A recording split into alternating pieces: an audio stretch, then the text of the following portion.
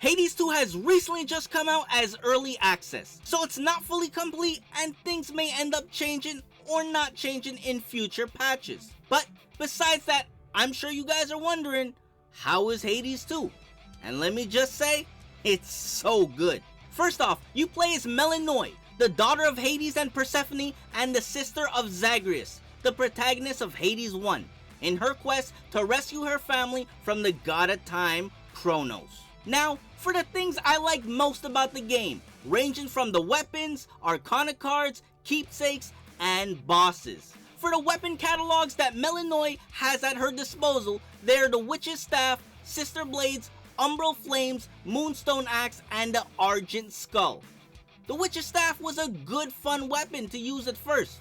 I liked the close to mid-range damage it was able to do. But as it got to later stages of the game, I noticed the amount of damage wasn't enough. So, onto the Sister Blades.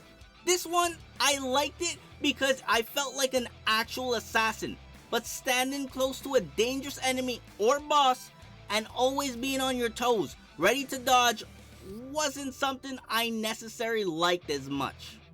So, onto the Umbral Flames. Now, this one I thought was going to be my new main weapon because of the flame circling around you and protecting you, as well as that it's ranged. But I wanted to test out other weapons, so I swapped out to the Moonstone Axe, and this one did insane amounts of damage with the Helm Splitter move, but it was generally too slow for me.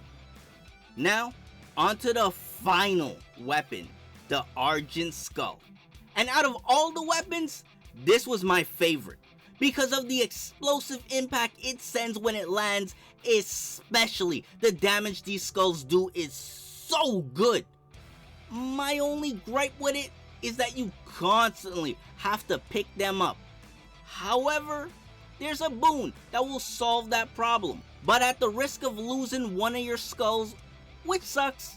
But if you're lucky, you can also get the Bolster Array boon to give 2 extra skulls. So it kinda cancels out the initial problem I had with the skull. But the explosive impact isn't my only reason for liking this weapon. It's also because of the aspect of Melinoë just increasing the overall power of the skulls. And because of the Argent Skull, I was finally able to beat Chronos.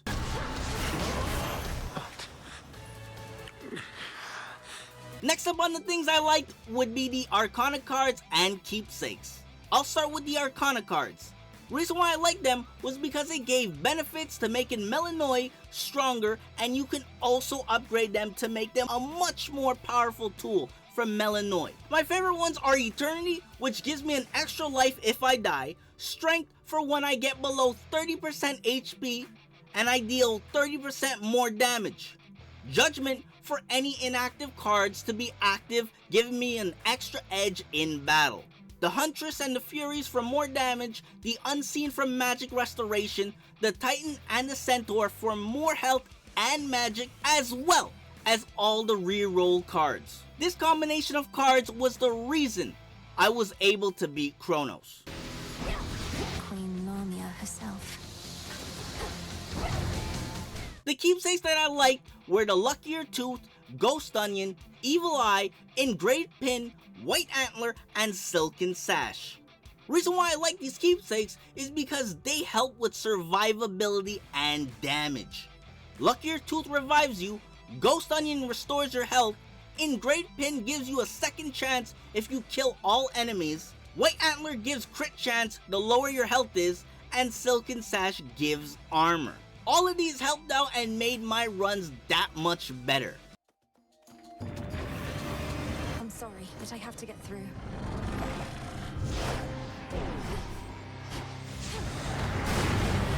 Now, there's 6 main bosses in the game, 4 in the underworld and 2 on the surface, and a total of 8 mini bosses, 2 in each area of the underworld and 1 in the 2 surface areas. Now, each boss are annoying and hard in their own right, but the annoying one for me would happen to be the Deep Serpent mini boss because of all the goddamn dodging you have to do. It was annoying and stressful. But I will say, my favorite boss throughout the whole game would have to be Skilla. The whole theme, the large variety of attacks you have to dodge, the unfair advantage you have to overcome with it being a 3v1, and finally, the music being sung was just a phenomenal performance. That the song was literally stuck in my head for a couple of days because it was so good.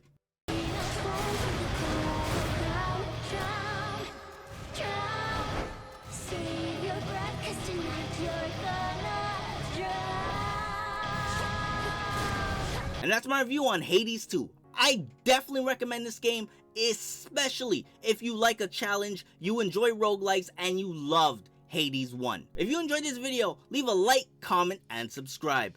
And if you have any recommendations for what games I should review next, let me know in the comments down below. I'll see you guys next time. Peace. You made it. Hey, sailor. What a coincidence running into you like this so far away from home. Where are you headed? Maybe I could give you a lift.